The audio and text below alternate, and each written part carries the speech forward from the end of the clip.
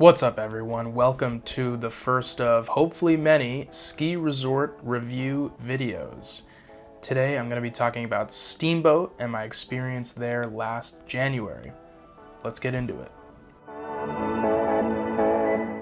Steamboat is a really fun mountain. I had a blast there last year. It's definitely family friendly. If you're looking to bring the kids, definitely a place I'd recommend. But it's got some really cool expert terrain as well, which I'll get into later. Let's start with the snow, though. Steamboat's claim to fame is their world-famous champagne powder snow. Now, when I was there last January, the conditions were great. It snowed all week long, and we certainly got our fair share of their champagne powder, which was light, dry, fluffy snow. Everything you'd want out of some West Coast powder snow here in the US. If you're looking to go somewhere early season, Steamboat is definitely a good option. They get way more snow than most other Colorado resorts in sort of December, early January, part of the winter. So I definitely recommend it if you're looking to go somewhere, maybe before or after Christmas, over New Year's. They definitely, usually on average, get a lot of snow. So like I said earlier, Steamboat's got a lot of family-friendly terrain, tons of greens and blues if you're into that. Where it maybe lacks a little bit is with that extreme terrain. It's definitely not up there with the likes of Alta, Snowbird, Jackson Hole in terms of extreme terrain. What it does have is definitely fun, but it's not quite lappable is the word I would use to describe it. Now what I mean by that is they've got some great long tree runs with varying levels of steepness, but the runs require 2 lifts to get to, and that can be a bit of a pain when you're trying to lap these runs all day. Now, I will say this, they are addressing this issue with a new lift that's coming in the next year or so. That's going to help a lot because you've got to take a lift up the front side, then you've got to go down the back side towards Morningside. The lines can be really long there on sort of peak weekends and holidays. It's not a great routine to get to those runs. And then you've got a boot pack if you want to get to the really good stuff.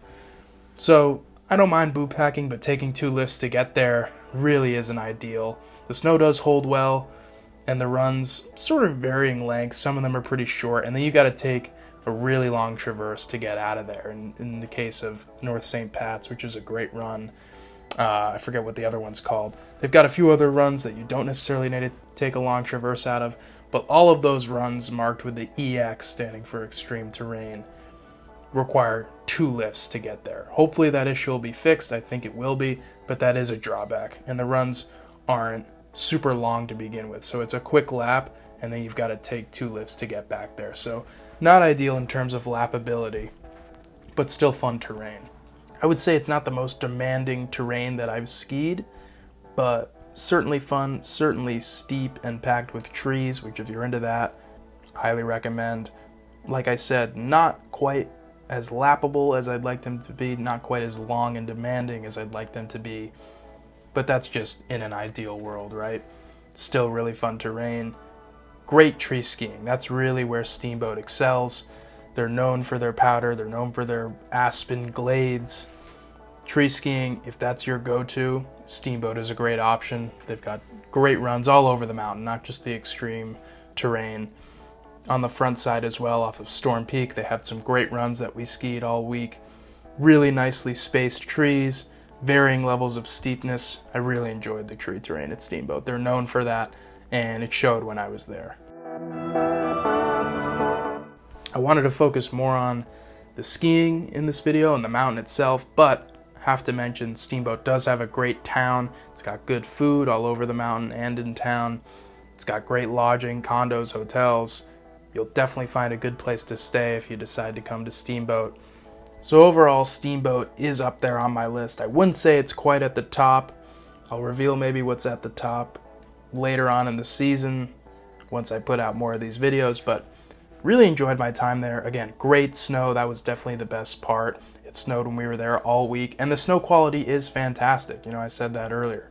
Champagne powder, it's really light and dry. It's comparable to Utah.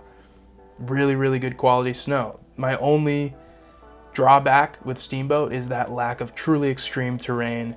You know, those high alpine bowls, those steeps, those chutes. They're known for their tree terrain, and the tree terrain was great, but in terms of extreme terrain diversity, not quite there, but still a lot of fun. I had a blast. If you've got any more questions, comments that maybe I didn't address in this video, leave them below in the comments section. If you liked it, give us a thumbs up, subscribe if you haven't already, and I'll see you guys in the next one.